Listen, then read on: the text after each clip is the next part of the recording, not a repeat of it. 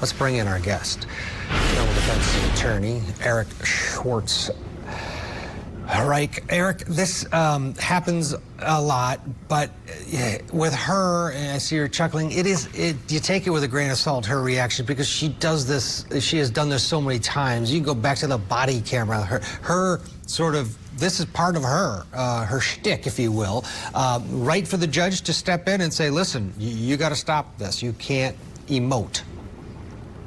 So, Ted, I was only chuckling because I can't pronounce my own last name. Sometimes it's difficult, but make no mistake, this is very serious. And make no mistake, in court, every eye roll, as you mentioned, Ted, every tear, every action, it's Exhibit A. Silence is not golden in court. It is evidence. Now, Donna has, in pretrial hearings, she's been very emotive. She's been reacted a lot, whether it's a show or not, but it's the judge's role. He has to be fair and impartial, but to make sure she gets a fair trial. This admonishment, if you will, was done outside the presence of the jury.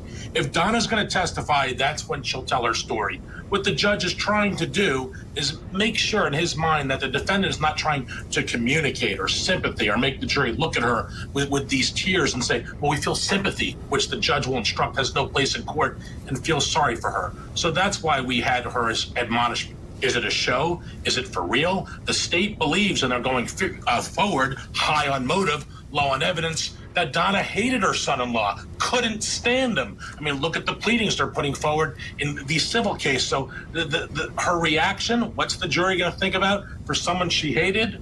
I don't know. That's why we have jurors, Ted. Absolutely.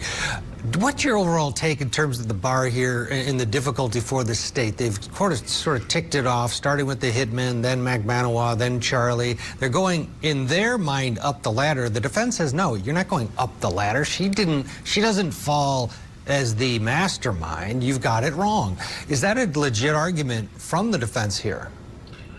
Well, I think it's one of the only plays that the defense has, right? The defense has to show maybe guilt by association, but not guilt by conspiracy. The son dated someone that knew these individuals, and perhaps there's that connection. Listen, divorces, most of the time, they're not good. They don't, they're not easy. They're not nice. They're not pleasant. So the state's picking apart that file and saying, well, she must have murdered that son-in-law because she lost the custody battle and everyone else got convicted. But when it comes to the matriarch, this grandma matriarch, if you will, she's older, she's in her 70s in that court. Is this, Grandma Faye Baker here, or Grandma Fanny, whatever grandma that was? Or is this, say, innocent grandmother? Yeah, and what's going to be key is Charlie, if he takes a stand and to what degree he either implicates or helps mom as she sits at the defense table. Let's get a break.